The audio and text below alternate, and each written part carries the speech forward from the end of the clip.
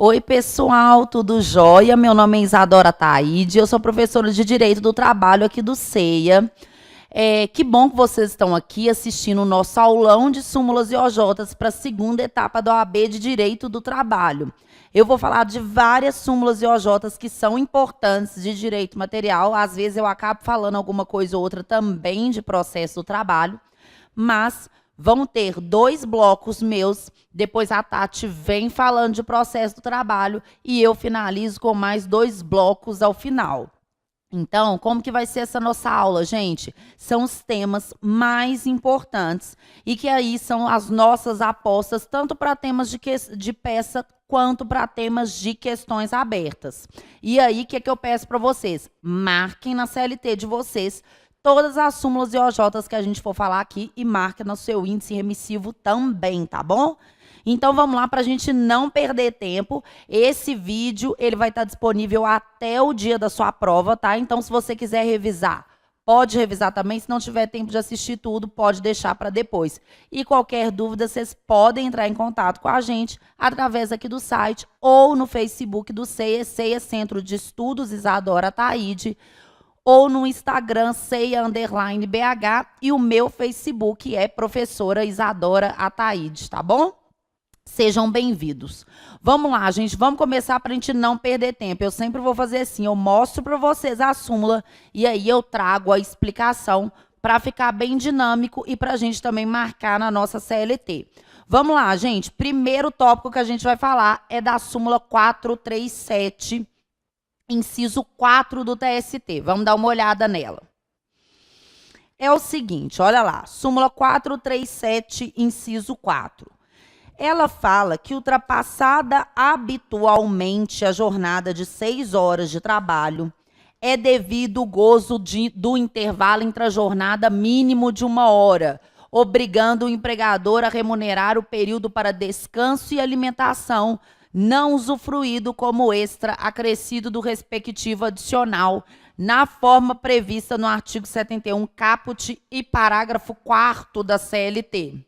Gente, essa súmula 437, inciso 4, ela é de extrema importância e vamos entender o que ela está falando. A gente sabe que o empregado que trabalha até 4 horas, ele não tem direito a intervalo nenhum. O empregado que trabalha de 4 a 6 horas vai ter direito a um intervalo intra-jornada de 15 minutos. E o empregado que trabalha mais de 6 vai ter direito ao intervalo de no mínimo 1 hora, no máximo 2 horas, salvo acordo ou convenção coletiva, não é isso?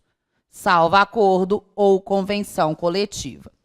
Primeira coisa que a gente tem que saber é que o acordo ou a convenção coletiva, ela só pode existir para aumentar o máximo. Acordo e convenção coletiva nunca vai poder diminuir o mínimo, tá ok? Acordo e convenção coletiva nunca vai poder diminuir o mínimo.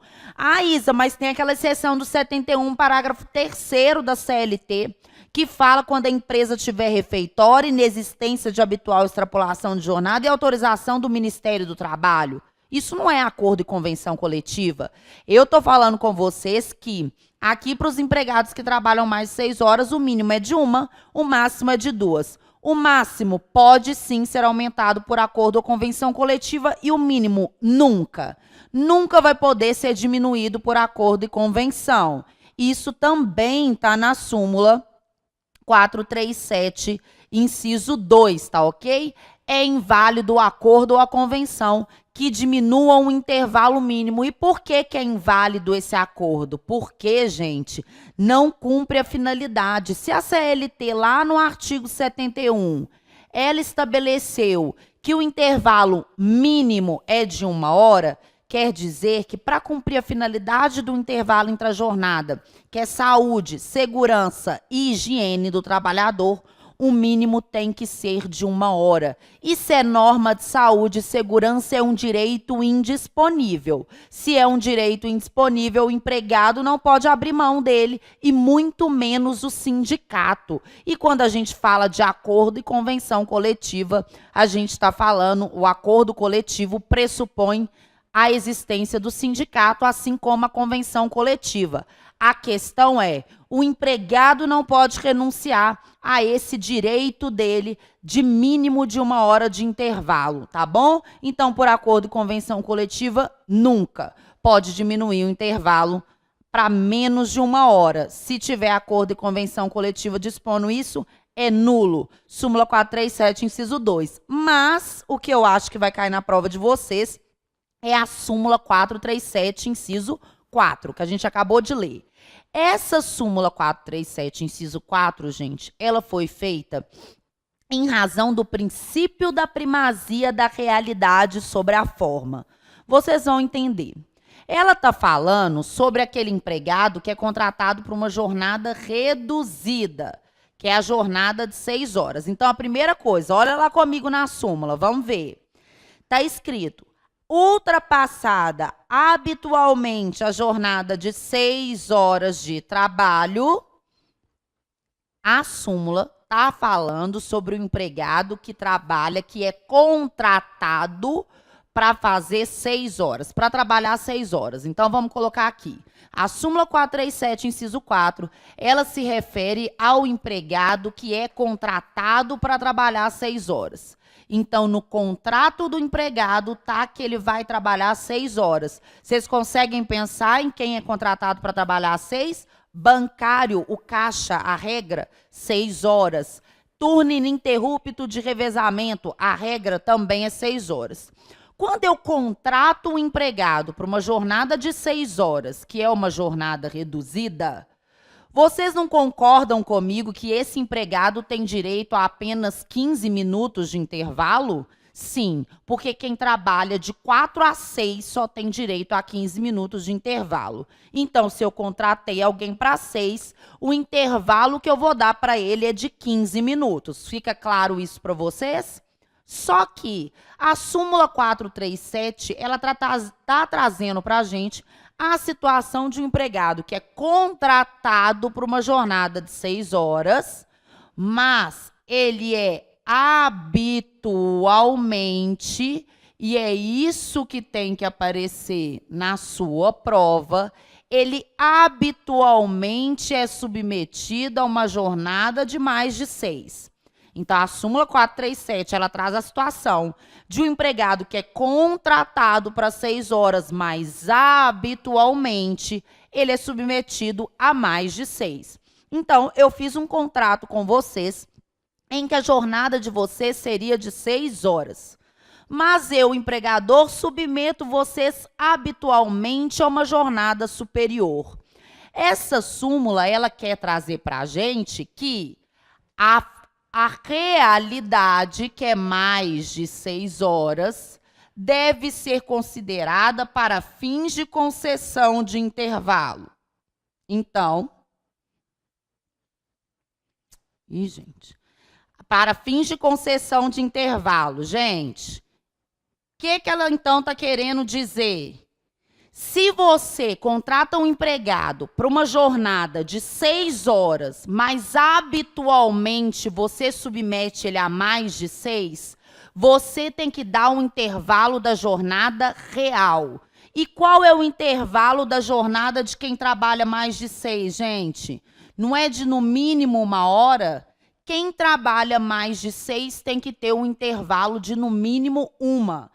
Então, a realidade, ela deve passar em cima do contratado.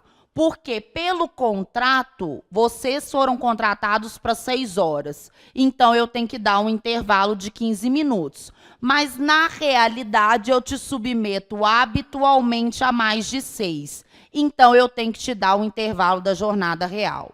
Vocês têm que entender com essa súmula que, quando o empregador ele submete um empregado que é contratado para uma jornada reduzida habitualmente a uma jornada superior à contratada, o empregador é obrigado a dar um intervalo da jornada real. E a jornada real é mais de 6. E quem trabalha mais de 6 tem direito a um intervalo de no mínimo 1 hora. E se o empregador não der esse mínimo de 1 hora, ele vai pagar a penalidade do artigo 71, parágrafo 4º da CLT. Se ele der menos de 1 hora, ele vai ter que pagar o que a gente chama de hora extra ficta, que é a penalidade pela concessão do intervalo a menor. E por que que isso acontece, gente? Porque se na realidade eu te submeto a uma jornada superior a de 6 horas, eu tenho que te dar um intervalo que garanta para você o quê, gente? Qual que é a finalidade do intervalo? Saúde, segurança e higiene do trabalhador. Não adianta eu te dar um intervalo da jornada contratada. Para cumprir a finalidade do intervalo, eu tenho que te dar um intervalo da jornada real. E para você, empregado, ter saúde, segurança e higiene, é necessário que você tenha um intervalo de, no mínimo, 1 hora, quando você trabalhar mais de 6 horas. Não é isso? Então, grande chance de cair na sua questão aberta, tá, gente? Essa questão. Tem que ficar na cabeça de vocês que a forma não vai prevalecer sobre a realidade. A realidade prevalece. Se eu te contratei para 6, mas eu te submeto habitualmente a mais de 6, eu tenho que te dar um intervalo da jornada real, que é o mínimo de 1 hora. Vamos ler a súmula de novo para a gente ver que é exatamente isso? Ultrapassada habitualmente a jornada de 6 horas de trabalho, é devido o gozo do intervalo intrajornada mínimo de 1 hora, obrigando o empregador a remunerar o período para descanso e alimentação não usufruído como extra, acrescido do respectivo adicional, na forma prevista no artigo 71, caput e parágrafo 4º da CLT. Ficou claro para vocês essa súmula, gente? Ótimo. Vamos para a próxima súmula, que a gente tem muita coisa para ver. Súmula 129 do TST. A prestação de serviços a mais de uma empresa do mesmo grupo econômico durante a mesma jornada de trabalho não caracteriza a coexistência de mais de um contrato de trabalho, salve ajuste em contrário. Onde que a gente vai marcar essa nossa súmula, gente? Na palavra, no índice emissivo, como grupo econômico, não é isso? E aí, vocês vão ver se lá no índice emissivo em grupo econômico tem a súmula 129, que sempre tem que andar junto com o artigo 2º, parágrafo 2º.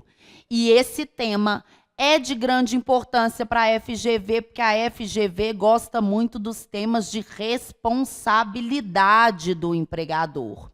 Pode colocar também no seu índice emissivo em empregador, porque quando se tratar de responsabilidade do empregador, você pode ir lá no índice emissivo na palavra empregador, tá bom? Olha, vamos entender. Grupo econômico. O que é grupo econômico, gente? É quando eu tenho um conjunto de empresas que, embora tenham CNPJ diferente, elas são dirigidas, organizadas, administradas, fiscalizadas em conjunto. Então, vamos ver aqui, olha. Eu tenho a empresa A, B, C e D. Tenho a empresa A, B, C e D. Elas têm CNPJ diferentes, mas elas são administradas, essas palavras que vão vir na sua prova, fiscalizadas, dirigidas, coordenadas em conjunto. Esse é o conceito do grupo econômico. E aí, quando eu tenho um grupo econômico, e um exemplo para vocês entenderem, o grupo Fiat, nós não temos a Fiat, a Iveco, várias empresas do grupo Fiat, embora elas tenham CNPJ diferente, elas são dirigidas, controladas, administradas em conjunto. E se elas são um grupo econômico, a responsabilidade das empresas do grupo econômico é a responsabilidade solidária. E aí, o que quer dizer ser solidária, Isa? Quer dizer que todo mundo responde. Se eu fui empregado da empresa B, quando eu for ajuizar a ação trabalhista, então se cair isso na sua ação trabalhista, quando você for ajuizar a ação trabalhista, você vai colocar todas as empresas no polo passivo, ou você poderia colocar só uma. Por quê? Porque a responsabilidade é solidária. Quer dizer que eu posso ir contra um ou contra todos. Mas na peça é claro que é melhor você colocar todas. Na questão aberta, se você vai explicar, você vai falar que a responsabilidade é solidária. Quer dizer que todos respondem ao mesmo tempo pelos créditos trabalhistas desse empregado aqui. E aí, outra questão importante. Se na sua questão aberta fala que o empregado trabalha de manhã na empresa B e à tarde na empresa C, são 2 contratos de trabalho? Não. São 2 jornadas diferentes? Não. E por que não? Porque o TST segue na súmula 129 a tese do empregador único. Quer dizer que o TST entende, você vai escrever isso na sua prova, que o TST segue a tese do empregador único, quer dizer que, embora esse empregado trabalhe de manhã numa empresa, de tarde na outra, no final do dia em outra, do mesmo grupo econômico, é um único contrato de trabalho. Por quê? Porque as empresas do grupo econômico, elas são consideradas um único empregador, mesmo elas tendo CNPJ diferente. E isso acontece porque o controle, a administração, a fiscalização é uma só, é em conjunto. Tá claro isso, gente? Falou de grupo econômico, tem que entender que o contrato é único, mesmo que eu trabalhe para mais de uma empresa. Tenho que lembrar que a responsabilidade no grupo econômico é a responsabilidade solidária. Todas as empresas respondem, posso ir contra uma ou contra todos. Tá claro isso para você, gente? Tranquilo? Lá na súmula 129, não esquece de fazer a remissão do artigo 2º, parágrafo 2º da CLT para mim. Vamos para a próxima súmula. Súmula 430 do TST. Convalidam-se os efeitos do contrato de trabalho que, considerado nulo por ausência de concurso público, quando celebrado originalmente com ente da administração pública indireta, continua a existir após a sua privatização. Essa súmula tem chances de cair na sua questão aberta. E o que a gente tem que entender com ela, gente? Presta atenção. Quando eu falo de administração pública, a primeira coisa que tem que vir na sua cabeça, quando eu falo de administração pública, e aí a gente tem administração pública direta e indireta, eu tenho que entender que, para entrar na administração pública, a gente sabe que é necessário o concurso público. A Constituição, ela exige que, para que você entre na administração pública, a única forma de provimento é o concurso público. Então, a administração pública, ela não pode, na regra, contratar de forma direta, não é isso? Tem que ter concurso público. E aí, essa obrigatoriedade do concurso público, vocês podem fazer a remissão na súmula 430, está lá no artigo 37, não é isso? Da Constituição. 37, inciso 2, da Constituição. Aí, o que essa súmula 430 ela está falando? Ela está falando do caso de privatização. Vamos supor que um empregado tenha sido contratado pela administração indireta de forma direta, tá? Ou seja, sem concurso público. Quando eu falo de contratação direta, é sem concurso público. Só que aí a questão aberta vai te contar que essa administração, essa empresa da administração indireta, ela foi privatizada. Se a empresa foi privatizada, nós temos que entender que tornou a situação ok. Porque ele foi contratado de forma direta quando não podia ter sido contratado, porque a Constituição veda a contratação de forma direta. A Constituição só permite a contratação, o provimento através de concurso público, essa é a regra. Quando esse empregado foi contratado, essa contratação era nula, mas ninguém viu que foi contratado de forma equivocada, ninguém percebeu e ele está lá nos quadros da administração pública indireta sem concurso público. Isso não acontece demais, gente? Então, ele foi contratado à época e pela administração pública indireta sem concurso público, de forma direta. Mas a questão falou que essa empresa foi privatizada, ou seja, ela passou às mãos de empresas privadas, e aí sabe o que acontece? Com o contrato desse empregado, que era um contrato nulo, que era um contrato ilegal, porque ele não foi contratado por concurso público, esse contrato se convalida. Ele fica ok. É só você pensar assim, gente, ninguém viu que estava errado, ninguém viu que ele estava lá sem concurso público. E quando foram ver, não tinha mais o problema. Porque se privatizou, gente, virou empresa privada. E na empresa privada eu posso contratar sem concurso público? Claro que posso. Nas empresas privadas não tem concurso público, as contratações são diretas. Então é só você pensar, olha, lá atrás ninguém estava vendo que ele estava ilegal, ele foi contratado de forma direta. Mas quando houve a privatização, convalidou o contrato de trabalho e agora está ok. Olha, vamos lá, não é exatamente isso que está falando na nossa súmula 430?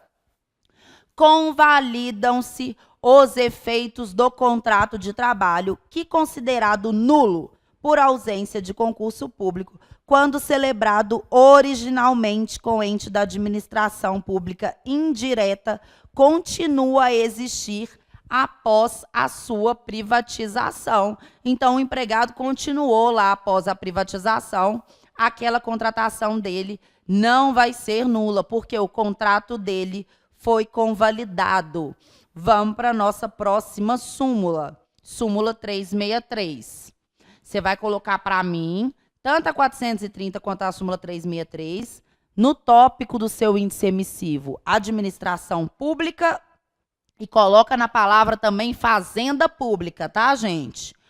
Olha, súmula 363, a contratação de servidor público após a Constituição, sem prévia aprovação em concurso público, encontra óbice no respectivo artigo 37, inciso 2 e parágrafo 2º, somente lhe conferindo direito ao pagamento da contraprestação pactuada em relação ao número de horas trabalhadas, respeitado o valor da hora do salário mínimo e dos valores referentes aos depósitos do FGTS.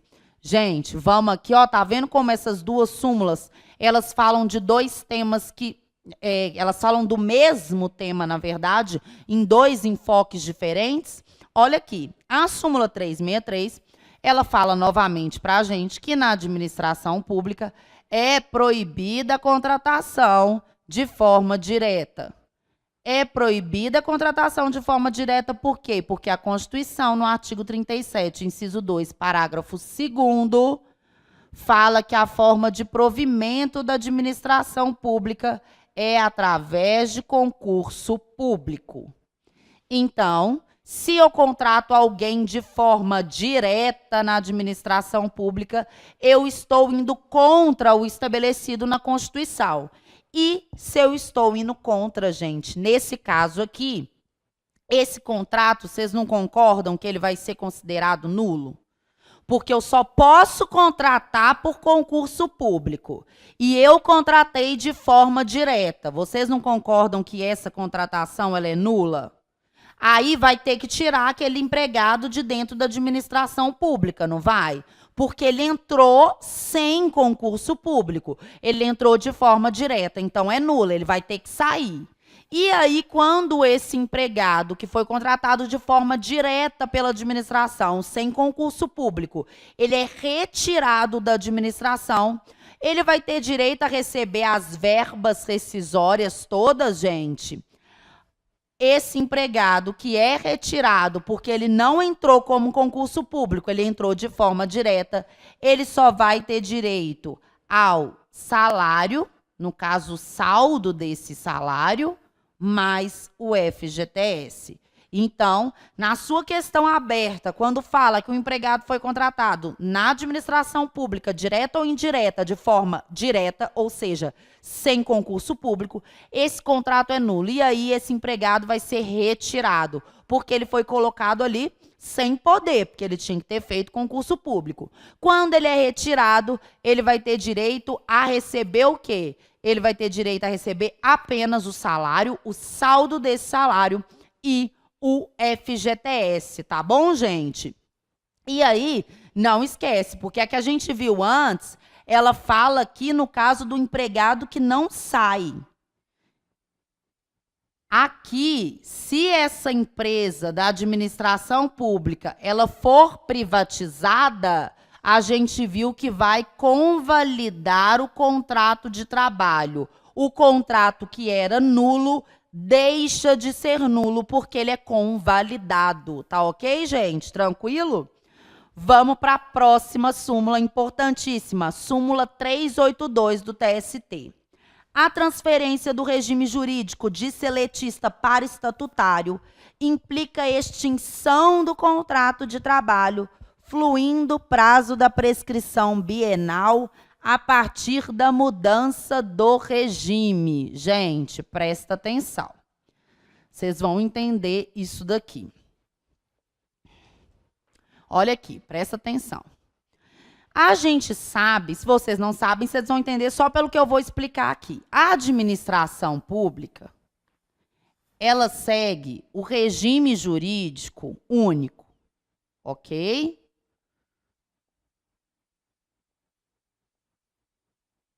O que quer dizer que a administração pública, ela pode ter empregados seletistas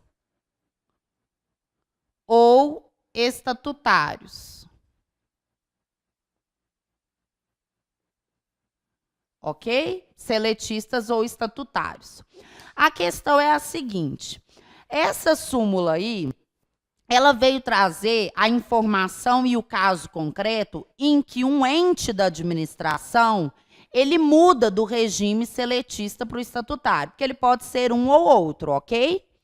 Aí, vamos supor que na sua questão, falou que a Carla trabalhava na administração pública, ok? E o ente da administração pública em que ela trabalhava era seletista. Ok? Esse é o caso concreto que a súmula traz para a gente. Então, presta atenção, porque é isso que vai cair na sua questão aberta. A Carla estava na administração pública como seletista, tá bom? E aí, quando foi em 2005, e aí eu estou dando um exemplo antigo para vocês entenderem, porque é de acordo com essa súmula 382, tá? Quando foi em 2005, o ente da administração resolveu mudar para o regime estatutário, porque ele pode ter um dos dois, ok? Aí era seletista e houve alteração do regime para o regime estatutário. Beleza.